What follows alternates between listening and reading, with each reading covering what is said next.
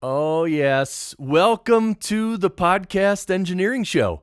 My name is Chris Curran, and I produce podcasts, and I also teach at Podcast Engineering School. On this show, we bring you podcast production techniques on a silver platter. We alternate episodes between interviews and daily goody episodes like this one, where I'm going to talk about 9 of the daily goody blog posts that I've written. And I write them every week, although for the past couple months, I have not written any. I took a couple months off for the summer, but starting literally later today and tomorrow, I'm going to start writing the daily goodies again. And you can sign up to the email list to receive these daily goodies. You can receive them daily or as a weekly roundup. And you could sign up at podcastengineeringschool.com. So I have 9 daily goodies lined up I'm going to talk to you about in this episode. Couple quick announcements, though. The next semester of Podcast Engineering School starts January 11th of 2022. Yeah, January 11th. So if you're interested in Podcast Engineering School, check the website. Also, I'm recording this episode with some new gear, as you probably saw in the title of this episode. I bought a new microphone. And I also bought a new audio interface, and I did not buy them for podcasting. I bought them for music production. So I'm going to tell you what they are and just tell you a little bit about what I'm using. But just keep in mind that this equipment is not really for the average podcaster because it's a little expensive and it's a little overkill for podcasting. But again, the reason I bought it was because I'm actually starting to record some music again, which I'm really psyched about. So I bought the microphone that I bought is the Townsend Labs Sphere L22, which is a really awesome mic. I'm going to tell you a little bit more about it, just because you need to know about this mic and how awesome it is. And there are other companies that make similar microphones as well. It's a modeling microphone. I'll tell you about that in a second. But the interface that I got is a Universal Audio Apollo X4. And the Universal Audio, or we just usually say UA, the UA interfaces are really special, and I'll talk about that in a second as well. But let's first cover the Sphere L22 microphone.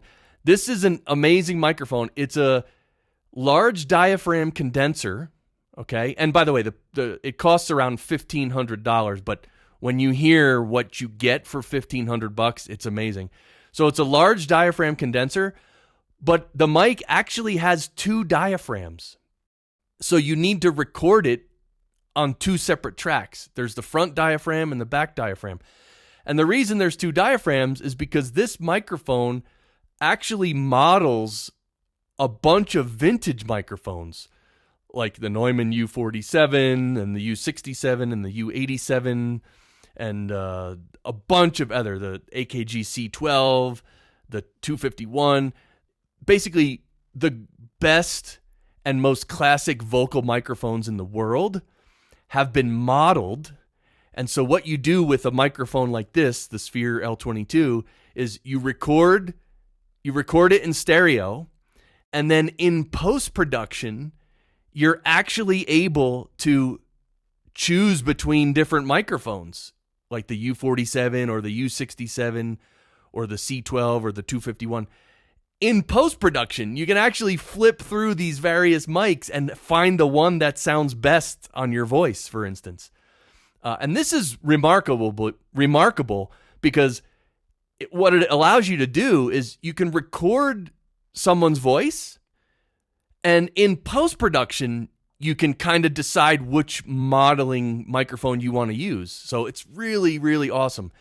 And the other thing with this mic is that it comes with a suite of these modeled microphones, but you can actually buy additional suites of modeled microphones. So the one that comes with the mic is the Townsend Labs Sphere collection. And then I bought these other 2 collections that are available because one is called the Ocean Way Mic Collection, which is again, at Ocean Way Studios in California, they basically modeled their best microphones. And then the third collection is the Putnam Mic Collection, which is Bill Putnam's mic collection. And so they modeled his best microphones. So, for instance, in this episode, I'm going to choose a Neumann U47 sound. But right now, because I'm just recording this now, in post-production, I'm going to decide if I want to use the U47 sound from just the regular Townsend Labs collection, or the Ocean Way mic collection, or the Putnam mic collection. So they all have U47s, and they all have a bunch of different mics. So I'm looking forward to post-production on this episode because I'll be able to basically listen to 3 different U47s, and I'm going to choose the best one. And in the show notes, I will tell you which one that I chose. So anyway, I'm psyched about this microphone. There's a lot of other aspects to this microphone that are awesome, but I don't want to get too deep into it here. So the interface I bought is the Apollo X4 from Universal Audio, and this is a really cool interface. It has 4 XLR inputs, and it comes with its own software that runs on your computer. And I kind of lucked out because this interface works with various Apple operating systems, but I'm still running an operating system from about 2.5 or 3 years ago, and like my operating system is like the oldest one that this works with. So I was lucky because I bought it without really checking that information, and then I got it, and anyway, it works and it's great. And of course, if I ever upgrade my computer, it'll still work, obviously. So anyway, 4 microphone inputs. And the beauty of the Universal Audio interfaces is that they have onboard processing power, which allows you to run the Universal Audio plugins on the interface itself. So all this plugin power that you need, the plugin processing, it happens on the interface. It does not happen on your computer. So it allows it takes the burden off your computer because these interfaces have processing power inside of it. So that's really cool, which means you can use more plugins, you have more processing power, and again, it takes the burden off your computer. And so I've purchased a bunch of the Universal Audio plugins. We'll talk about that on another day. But anyway, I'm happy, and I haven't used this mic or the interface very much. Well, the interface I've had hooked up for probably about a month now, and it's been great, but I've just been basically monitoring through it and, using a couple of the plugins here and there. But I haven't used the mic very much. So I'm psyched for, this is really the first episode where I'm using this mic with the interface, and I'm going to, choose a U47 emulation and then process it and make it sound great. So if my voice doesn't sound the best it's ever sounded, then that's my fault for doing a bad job in post-production. All right, well, let's now get into these daily goodies. We're going to start with a daily goodie from way back from March 19th, 2021. And this one is titled The Evolution of Riverside.fm. And I'm sure a lot of you have heard of Riverside. It's a competitor of Squadcast and Zencastr.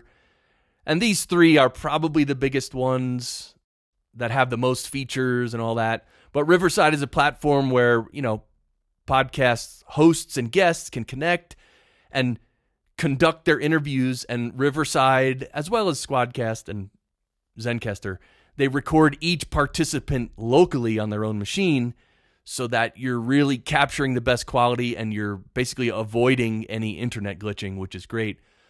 But Riverside's been around now for probably a couple years for sure. But they've continually been improving their platform, adding features, making it more stable and really good. It's just great to see a company enter their field and really put a lot of effort in and really build something really good. So I've been using Riverside a little bit. I still use Squadcast from time to time, but for the majority, I've been using Riverside, mostly just to try it out, right? Because, as the host of this show and obviously the teacher at Podcast Engineering School, I have to just try all these different platforms, right? So I can speak about them coherently and pass on any information that needs to be passed on to you.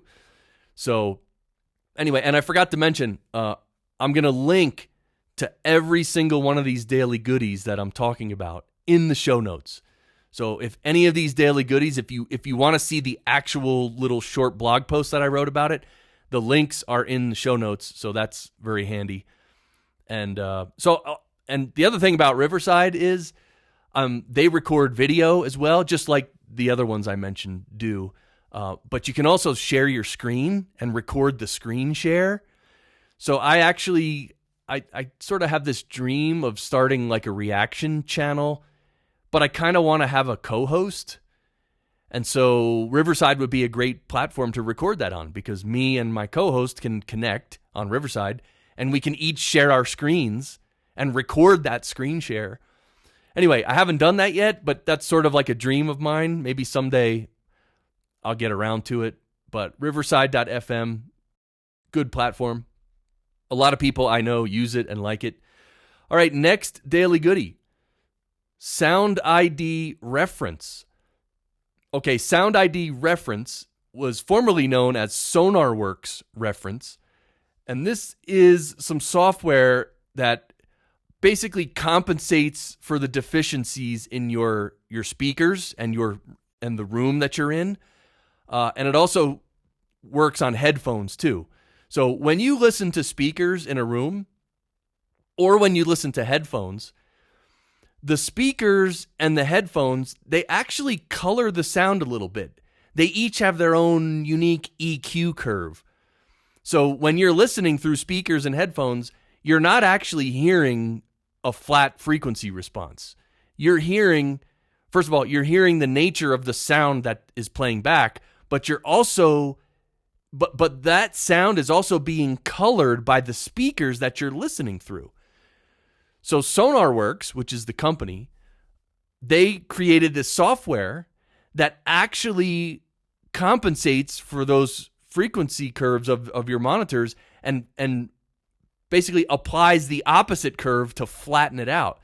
And that way, when you're listening with your headphones or listening with your speakers in your room, when you're using SoundID reference, previously known as Sonarworks reference, you're actually hearing the sound flat, and which is really, really important when you're producing professional audio. Because if you're not hearing the sound, the playback with a flat frequency response, you're going to be fooled, and you're going to, let's say your speakers, they don't play back very much low frequency. Well, if that's the case, in the mix, you're going to add a bunch of low frequency, because you're going to be thinking in your mind, oh, there's not enough low frequencies. It doesn't sound full enough. So you're going to crank up the low frequencies. But then guess what happens? You mix that episode and you publish it out into the world, and everyone else listens, and there ends up being way too much low end for them. So it's a really interesting phenomena that when you produce audio, you're hearing it in a certain way, but then when you publish it, your listener hears it on their speakers, right? So one of the ways to ensure that your listener is going to hear it and it's going to sound really good to them is to use a product like SoundID reference to flatten out your monitors so that you can produce the audio so that you know that you've produced it well, and that you know it's going to translate to the end listener. So I use this one, actually. I didn't upgrade. I think SoundID reference is the most recent one. I still use Sonarworks reference 4, I believe is what I bought. And I use it on my monitors in my studio space, and I also use it on my headphones. And I actually bought headphones from them. This is maybe even like 3 years ago now, something like that. I bought headphones from them, and they actually came up with a profile for my specific headphones so that my headphones have the EQ curve has been flattened out with Sonarworks. It's really great. And so here's the other thing I want to mention about, but there are other companies that offer similar products that sort of flatten out the EQ curve of your monitors. But here's the thing, I just want you to know that using these applications is not 100% necessary. If you don't have the money to buy this, or you don't want to buy this, you can still use your regular headphones, you can still use your regular speakers, and what you have to do in that case is just do a bunch of testing and learning. You have to learn what your headphones sound like. So you need to, mix some audio and then mix it down and then take it into your car, listen to it, play it back on your earbuds, play it back on a smart speaker, play it back through your TV and listen. And then you'll be like, oh, there's a little too much low end, or maybe there's not enough high end or whatever. And then you go back to your computer with your software and you remix it. You tweak it and remix it. So maybe you add a little bit more high end, a little more clarity, mix it down again, and then again, go listen in your car, listen on your TV, listen through your earbuds. And by going back and forth like that, probably 2 or 3 times, maybe 4 times at most, you'll be able to sort of, that's a learning process. You'll learn what your headphones sound like, and then you'll sort of train your ears to be able to produce audio that will translate to the end listener. So you can do it without Sonarworks. Yeah, okay, so let's move on. Next daily goodie. What are some things that you purposefully do not edit out of podcast episodes? So yeah, what do you not edit out? What do you leave in? And of course, our friend Mike Thomas commented, he says, anything which conveys relevant emotion, laughter, where appropriate and not nervous laughter. Also, gaps where the gap conveys the depth of feeling, like with sobs or tears, and really anything. So he brings up a great point. When people are talking, sometimes they pause, or sometimes they're tearing up or maybe they even gently cry or something. You don't want to cut out that dead space because it may end up sounding really awkward. And part of, in audio production and in just conveying content through audio, if there's emotion in there, you want to keep that in there because that's going to affect the listener. So if someone, like he says, anything that conveys relevant emotion. So you don't want to cut out those kinds of spaces because it will actually you'll be like removing a bunch of energy and emotion from the episode. And then the listener, when they listen, it's not going to have the same impact. And the other thing, there are a bunch of other things that you might not want to edit out. I asked the question to you guys. And so thank you, Mike, for responding. And that's a great answer. And there are many more answers. And if you have your answer, definitely go to this post. Again, the link is in the show notes and put your answer in there. What do you not edit out? So it's kind of a fascinating question. All right, next daily goodie is, it's my goodie bag number 213. Let's move on to the next daily goodie, which is using a dual stage compressor on your master bus. Using a dual stage compressor on your master bus. So, well, first of all, what is a dual stage compressor? It's a compressor that really has 2 compressors inside of it. So it's really 2 compressors. That it's one plugin, but it has 2 compressors. There's 2 that I really love. These are 2 of my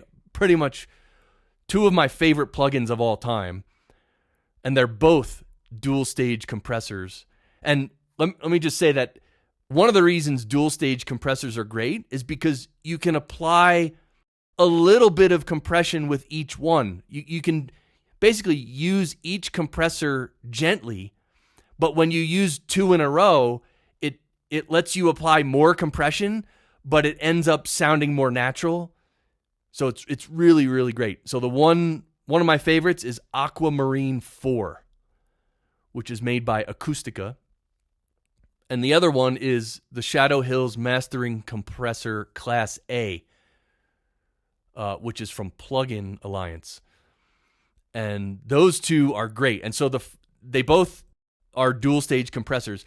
Usually, in both of these cases, the two plugins I just mentioned, the first compressor is an optical compressor, sort of like the famous classic LA2A. And then the second compressor is a discrete compressor. And they both sort of sound a little different and react a little different. It's kind of subtle.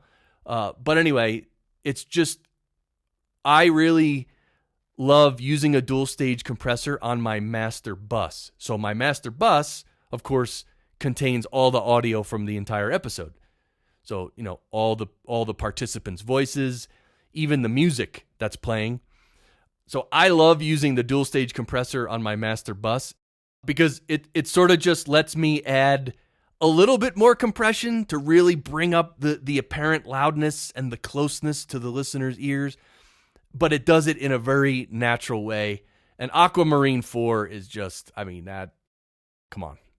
To me, that's just one of the best plugins ever. I love it. And of course, don't get me wrong, plugins,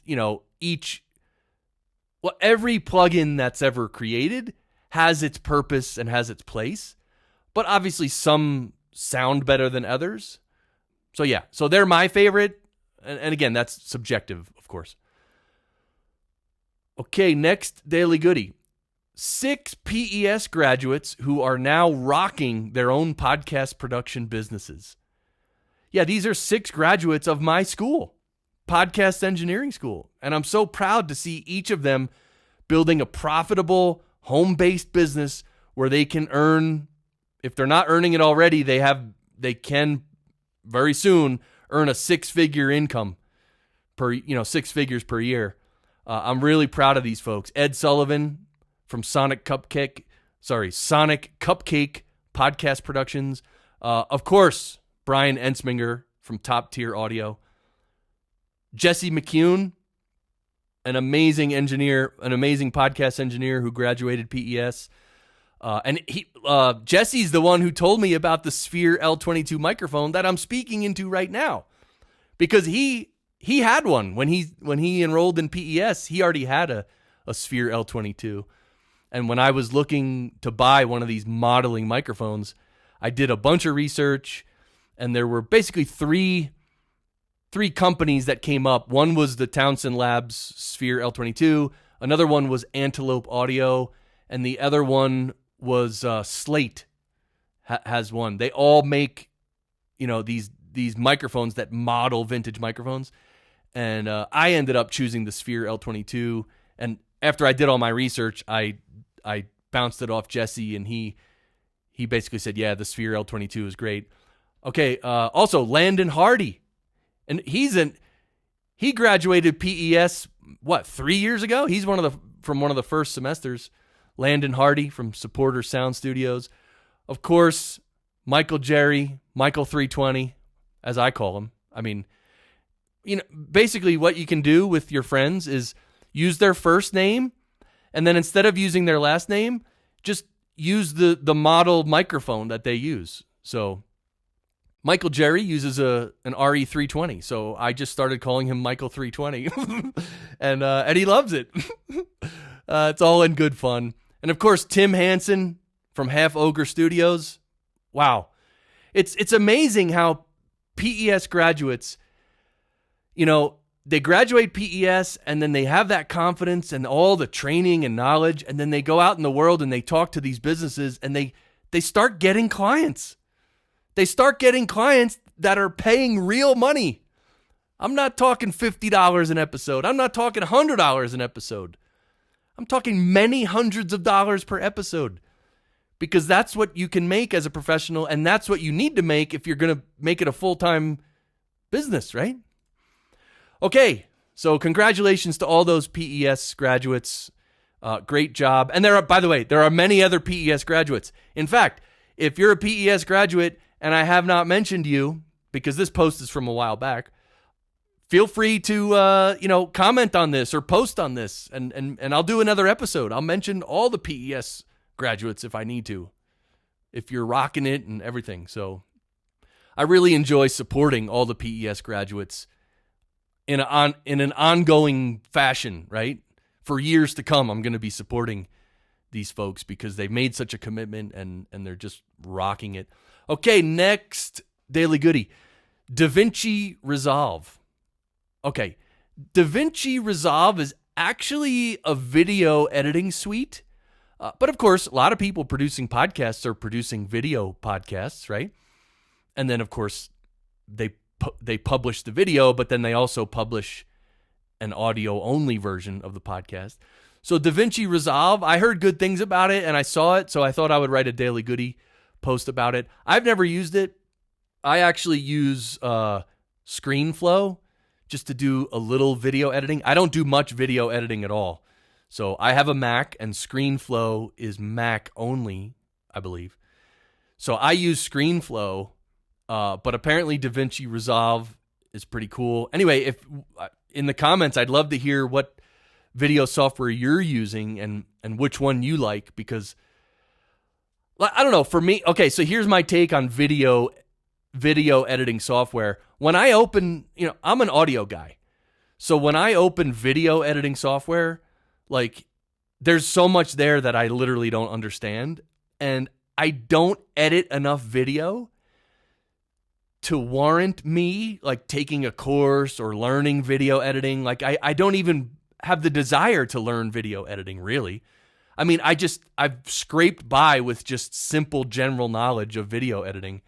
So when I open video editing software, there definitely is some sort of intimidation factor there because there's so much I don't know. And it has nothing to do with, low self-esteem or whatever, or any of that garbage. It's just that I just don't know. I just don't know how to use it. It's a type of tool that I literally don't know much about. And so that's it. So if I wanted to learn it, I would. But I just, I don't, if I ever have the need to learn it, I will, but okay, let's move on. Next Daily Goody. Be aware. Using Echo-Cancellation degrades audio quality. Yeah, using Echo-Cancellation degrades audio quality. And this is true with the platforms I mentioned earlier, Riverside, Squadcast, Zencastr. They all have these Echo-Cancellation features. And the only reason you would ever need to use Echo-Cancellation is if one of the participants is not wearing headphones or not wearing earbuds, right? If everyone is wearing headphones or earbuds, you should turn off the Echo-Cancellation, because the Echo-Cancellation actually degrades the audio quality significantly. It really does. And that's why, us podcast producers, we always ask people to wear headphones or wear earbuds. And look, nowadays, most people understand that, or I should say a lot more people understand that. But still, even these days, some people, they don't want to wear any headphones or earbuds, and they just think that they can play the audio through the speakers of their computer. They don't understand the whole thing with feedback and all that. So also with StreamYard, which is a really popular platform for streaming video and recording videos, and I use StreamYard. I actually, with my wife, we stream 2 meditation sessions every week on StreamYard. By the way, it's called Pause Your Life, as in press the pause button. So Pause Your Life. If you search for Pause Your Life, we stream on YouTube and Twitch. We do 2 meditation sessions per week if you want to join us. But anyway, even StreamYard offers Echo-Cancellation, because you see, these platforms, they have to offer Echo-Cancellation because inevitably there will be users who need it. There'll be users who don't have earbuds or headphones. They just don't. I don't know why they don't have it, but they don't have it. That's fine.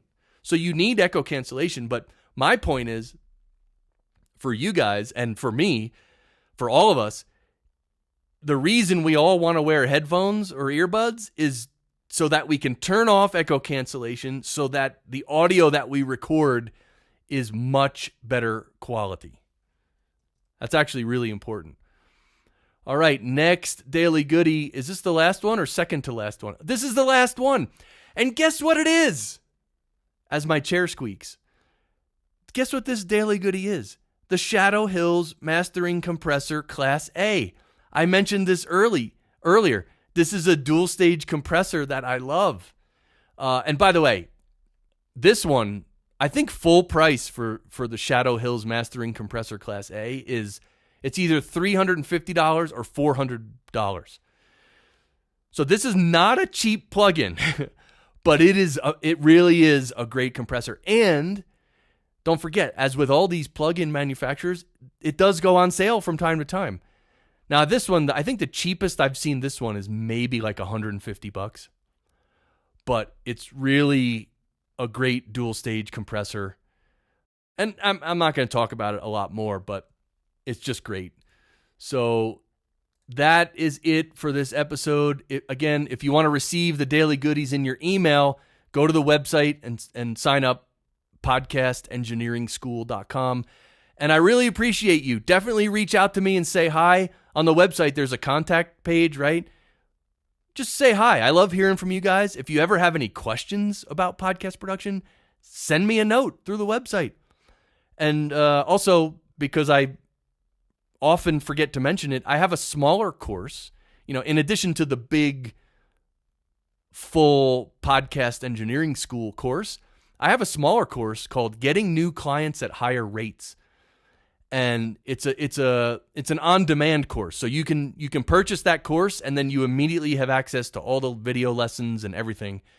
I think it's like, is it 2.5 or 3 hours of video lessons? And it's all about how to get new clients at higher rates. And from my experience, that's the key. If you really want to do podcast production for a living and really earn good money doing it, you have to charge clients more. You have to work with higher end clients. So then the question is, well, how do you find these higher end clients, and how do you talk to them and all this stuff? That's exactly what I teach in this course, because I've done it. I've had huge clients like Forbes and Dun & Bradstreet and J&J, and I've charged a lot. Like my per episode rate, I charged a lot. And for big companies, they're willing to spend it, right? They want to spend a lot because they want a professional. So there's work. There are clients out there right now that you can get that are willing to pay top dollar for a professional podcast producer / editor. And so anyway, in the smaller course, that's what I teach. That's on the website too. So that is it. Also, let me know what you think of the sound. Again, I'm using the Sphere L22 microphone through my Apollo X4 interface, and I'm using a U47 microphone modeling profile. And I'll look in the show notes. It'll say if that profile is from the regular Townsend Labs collection or the Ocean Way Mic Collection or the Putnam Mic Collection. I'm actually looking, you know what? Maybe I should make a short video when I'm doing post-production of this episode. I think what I'm going to do is make a short video just comparing those 3 different sounds, those 3 different U47 sounds. They're all U47 emulations, but as you know, the thing with old analog gear is that each unit can be slightly different or even significantly different. So even if you physically had 10 U47s in a room, all vintage U47s, they're all going to sound a little bit different, which is really interesting because when they do these mic modeling, like for instance, Ocean Way, I think they had something like 20 or 25 U47s, or maybe more. I could be wrong, but at least that many. And they literally had to, sample each one and listen, and they actually picked what they thought was the best sounding U47 out of the bunch, and then that's the one that they modeled. So really interesting stuff.